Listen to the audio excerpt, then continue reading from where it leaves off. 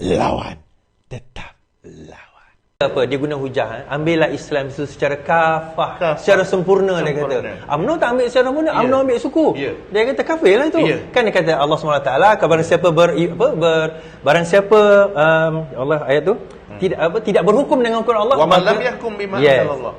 Maka dia adalah orang kafir, fasik dan zalim. So macam mana nak membahas ni? Saya dalam masa nak berubah tu terpaksa berlawan sendiri. Dalam berlawan tu saya baca, saya bertemu dengan ayat yang biasa kita guna, UMNO tu kafir. Ayatnya berbunyi afatu'minuna bi ba'dil kitabi wa takfuruna bi ba'd, sehingga akhir. Adakah kamu beriman sebahagian kitab? Orang UMNO beriman sebahagian kitab. Lalu kamu kufur sebahagian kitab. Pada ayat ni diturunkan kepada orang Yahudi yang beriman separuh dan tolak separuh. Orang UMNO, orang PAHPO, orang PKR pun dia beriman semua. Cuma dia maknanya beramal je. Beramal ni ikut kemampuan. Cara faham satu satu cara faham kami dengan politik lain. Jadi sepatutnya kita kena faham, buat lain, iman lain. Syekh Qaradawi pun ulahlah. Dia kata Al-Quran bukan kata afata'maluna bi ba'dil kitab wala ta'maluna bi ba'd. Bukan kata kamu beramal sebahagian, kamu tak sebahagian. Tak. Allah tak kata kamu beramal. Kalau kata kamu beramal sebahagian, kita semua kafir. Tapi Allah kata, adakah kamu beriman? Beriman ni semua orang beriman. Buat semua orang. Dia tinggal saya tak buat 100% Islam. Ada orang tinggal kat semayang, ada orang tinggal kat puasa, ada orang tinggal kat ambil tanah pesaka adik-beradik dia. Adik-beradik pindah kat isteri. Pindah kat isteri. Tapi dia beriman. Dia tak semayang, dia beriman semayang tu wajib. Cuma dia tak buat. Tak buat berdosa lah. Ayat hak tadi menyatakan, adakah kamu beriman? Hak tak beriman ni yang kafirnya, tak beramal tu tak kafir. Sebab tu Quran suti, kalau tak beramal separuh daripadanya tak kafir, tapi kalau tak percaya satu huruf saja jadi kafir. Jadi di sinilah ulama-ulama parti dia silap faham. Menarik perbahasan tu perkataan yang Allah guna adalah beriman. Bukan beramal. Okey. Jadi ni pandangan ustaz since ustaz ni antara orang yang fanatik juga PAS dulu tahun 90-an, masa zaman reformasi tu. Ustaz, bagaimana pandangan Ustaz dengan Perdana Menteri pada masa Datuk Seri Anwar Ibrahim? Bukan Tun Muktun Datuk Seri Anwar Ibrahim. So macam mana Ustaz? Ya, saya budak lagi dengar cerita Anwar ni dulu dalam ABIM. Saya dengar dululah. 90-an saya dah besar sikit. Lepas tu orang kata masuk UMNO. Bila masuk UMNO ni jadi seronok lah, masa jadi taghut jugalah. Jadi tak beriman juga. Lepas tu orang buat hujah bahawa dia nak basuh tong tahi, dia masuk dalam tong. Jadi saya percayalah benda tu. Apabila kita pergi belajar, ni bukan dalil, ni bukan hujah. Jadi saya ni dengar Anwar ni macam-macam orang cerita. Kita orang boleh lawang dia kan. Saya duduk di Yaman masa tu. Ulama-ulama Yaman akui minat kepada Anwar Ibrahim ni. Syekh Abdul Majid Zandar ni antara nama besar di Yaman. Ulama besar, janggut dia merah gitu. Dia senyum sokmo. Jadi satu ketika tu 98 Mahathir jatuhkan dia Anwar. Jadi dunia pun memang kaluk lah dengar cerita ni. Sayang ke dia ni nak bawa Islam macam Erdogan tu. Dia betul lah saya salam dengan Syekh Abdul Majid Zandar ni. Dia pun tengok saya orang Malaysia. Malaysia. Anwar macam mana? Saya masih lagi becik masa tu. Orang cerita buruk-buruk. Saya kata Anwar tak jadi, tak pakar. Saya cakap bahasa Arab lah. Saya dengar cerita dia pun suka korang puang lah, apalah, beginilah. Tapi tak panjang lah, sekejap je. Kata awak ada bukti tak? Oh Allah. Saya lepas tu baru saya faham. Saya kata tak ada, saya dengar. Saya tak pakar, dengar. Benda-benda ni lah yang duduk dalam kepala saya, yang menambah kesedaran saya. Lepas tu saya mula baca lagi, jumpalah Nabi Yusuf alaihissalam duduk dalam istana raja masa tu di Mesir. Lepas pada tu dia minta nak jadi menteri ekonomi.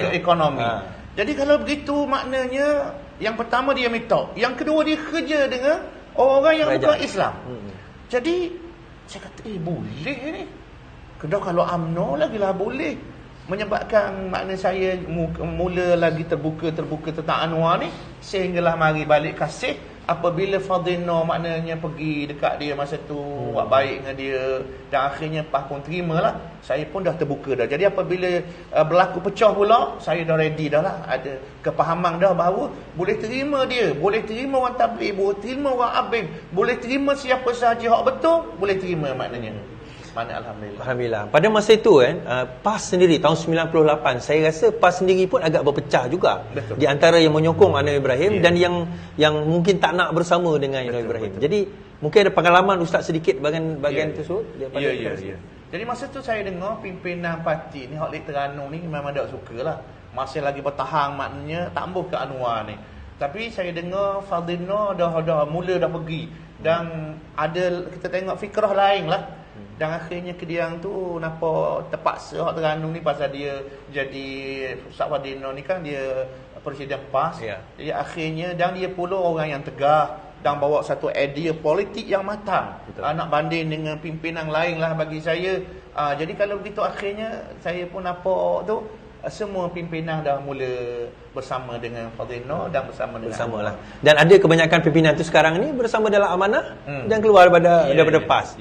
Itulah antara buku yang Ustaz sebut tadi tu kan, Datuk Yusuf Al-Qaradawi, kita kata kesederhanaan wakil, fiqh reality, fiqh keutamaan, muazanah, kesederhanaan. Dan juga Abdul Karim Zaidan tu antara buku-buku yang saya baca juga sebenarnya. Saya baca juga buku-buku tu dan daripada situ kita dapat pemahaman. Dan saya baca juga fiqh daulah umpamanya kan. Fiqh daulah. Dan dalam tu mula-mula bertentangan juga dengan cara faham saya. Walaupun saya tak ekstrim faham masa tu.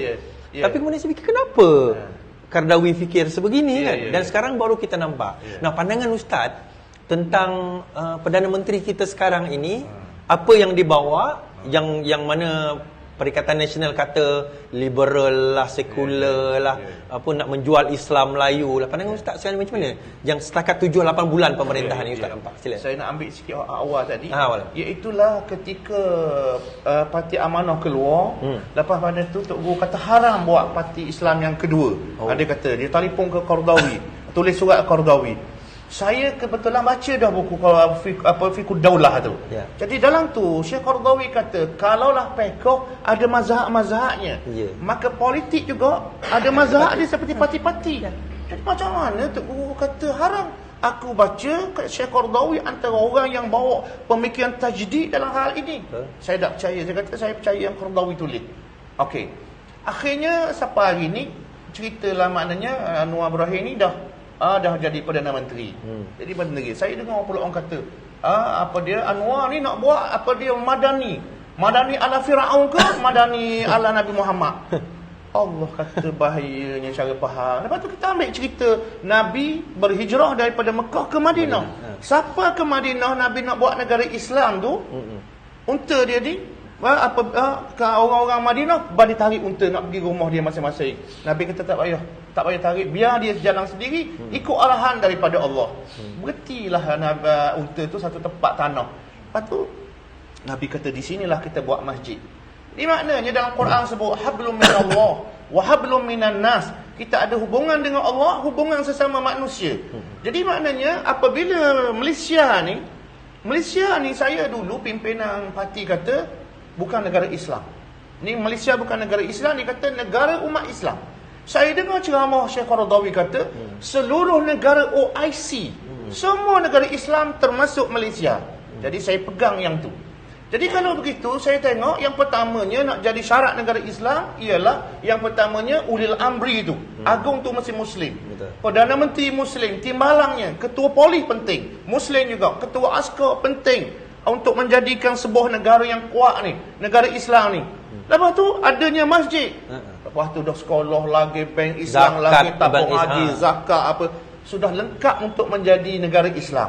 Tapi negara Islam macam kita lah, kita manusia ni memanglah ada salah. Ada kurang dia. Ada kurang. Mesir negara Islam, tapi banyak je kurang. Syria, Jordan, Saudi tempat jaga Mekah, Madinah pun ada kekurangan. Tapi kekurangan itu bukan maknanya bukan negara Islam. Tapi dia kata dia hujah Ustaz. Perlembagaan ni perlembagaan kafir dia kata. Jadi apa yang Islamnya perlembagaan kafir, kita ambil daripada orang kafir. Macam mana tu Ustaz? Saya tengok sebenarnya dulu contohnya perlembagaan kafir. Jadi UMNO ni yang jadi kafir, salah satu puncanya kerana menjadikan perlembagaan kafir ni sebagai perlembagaan Malaysia. Itu yang pertama. Yang kedua saya tengok pula dia kat Supah juga. Pakai perlembagaan tu. Pakai perlembagaan tu. Lepas tu saya dengar ulasan perlembagaan ni dalam tu ada maknanya Islam adalah agama resmi. Persekutuan, jadi Cukup dah saya rasa.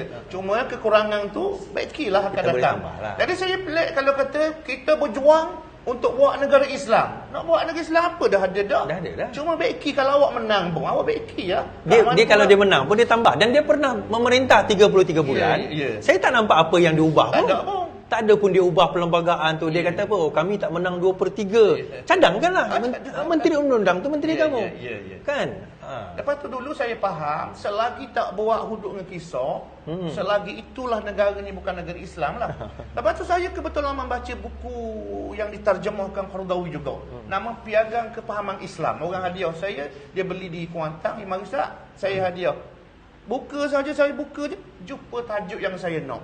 Syekh Qaradawi kata, malang orang Islam hari ini apabila menyebut syariat Allah, terus melihat kepada hudud dan kisah. Padahal syariat Allah tu banyak. Bab pemakanan, bab pakaian, bab akhlak, bab bab bagi air kepada rakyat.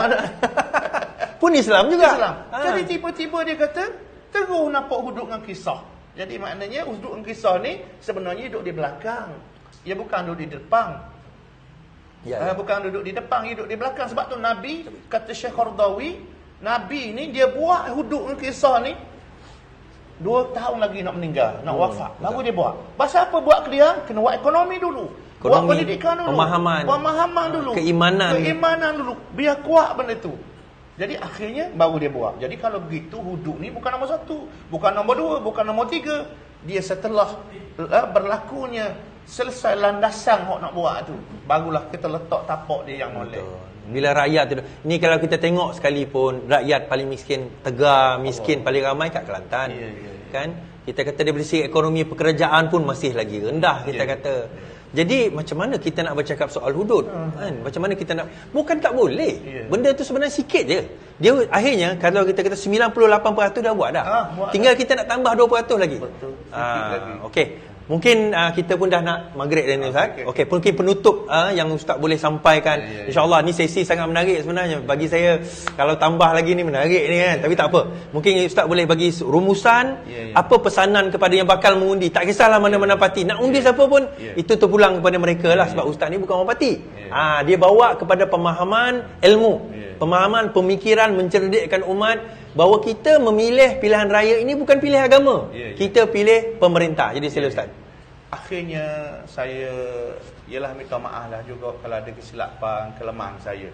Yang penting saya nak beritahu bahawa dah kita dekat dengan pilihan raya mungkin dalam seminggu dah lagi ni.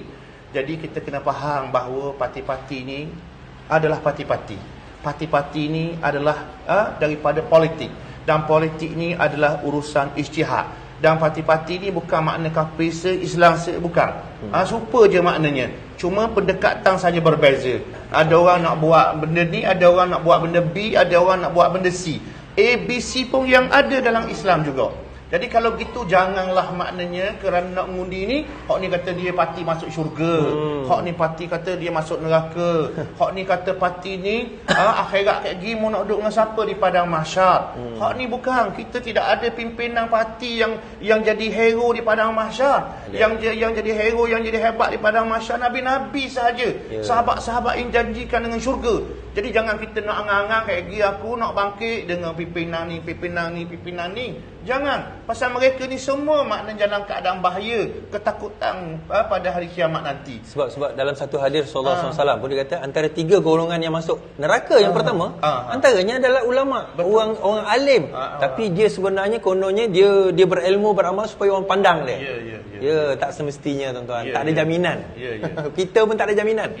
Jadi dalam masa yang sama juga jagalah ukhuwah. Maknanya nak main parti, nak main politik, nak semangat apa pun, jangan sampai melampau. Kena jaga ukhuwah dan kena jaga akhlak, kena jaga dia panggil perpaduan ummah. Pasal hak ni wajib nas. Politik ni wajib dia ijtihad, akhlak ni wajib nas. Ukhuwah Islamiyah ni wajib nas. Innamal mu'minuna ikhwah. Orang yang beriman bersaudara. Perpaduan ni wajib nas. Kerana Allah Ta'ala sebut, Ya ayyuhan nas, inna khalaqnakum min zakarin wa unsa, wa ja'alnakum syu'uban wa qabaila lita'arafu, inna akramakum indallahi atqakum.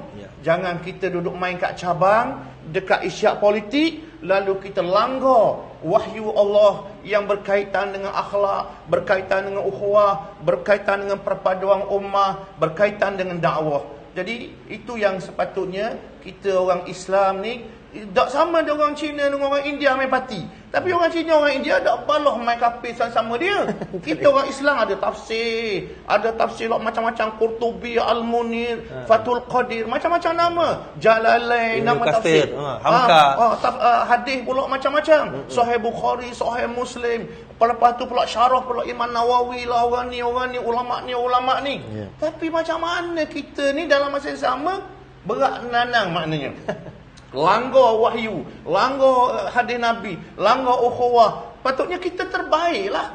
Kita terbaik pasal Allah Ta'ala sebut, laqad kana lakum fi rasulillahi uswatun hasanah. Adalah bagi kamu pada batang tubuh Rasulullah itu contoh yang terbaik. Kita pula setiap tahun sambut Maulud Nabi, sayang ke Nabi, selawat ke Nabi, baca Quran, berzikir sunnah. Tiba-tiba mari pelang raya hilang dah. Hilang semua. Hilang semua. Hilang akhlak, hilang ukhuwah, hilang perpaduan. Jadi saya nasihat ke diri saya dan kepada orang yang duduk main dalam parti ni, terbukalah, berlaku adillah kepada semua. Kasih sayanglah, doalah doa-doa hidayah. Jangan doa-doa laknat, jangan doa-doa yang menghancurkan sesama kita ni. Doalah minta dengan Allah barakah, minta rahmat daripada Allah Subhanahu wa taala supaya kita selamat dunia dan akhirat. Allah. Ya, itu dia tadi. Terima kasih Ustaz Dim. Kita kata dan kalau nak berdoa tu, doakanlah kalau dapat pemerintah itu yang beriman, yang membawa kita insya-Allah ke jalan yang benar, yang jalan yang baik. Yang itu sepatutnya kita doakan, bukan kita doakan laknat pada pemerintah tu pula, kan? Baik, terima kasih Ustaz. Alhamdulillah, satu pengisian sangat baik, kan? Satu pemikiran sebenarnya yang sepatutnya umat Islam ni kena ada. Umat Islam ni kena bawa, dan umat Islam ni kena, orang kata apa, kena guna kaedah cara pemikiran yang sama. Sebab itu saya kata tadi, baik kita kaedah buku pembacaan yang kita nak baca pun kena pilih buku-buku yang betul. Elakkan buku-buku ekstremisme. Masa Ustaz kata belajar kat Syria, mula-mula dulu kita tengok macam mana ekstremisme itu membawa kepada apa yang berlaku di Syria sebagaimana kita tengok, dan insya-Allah baik.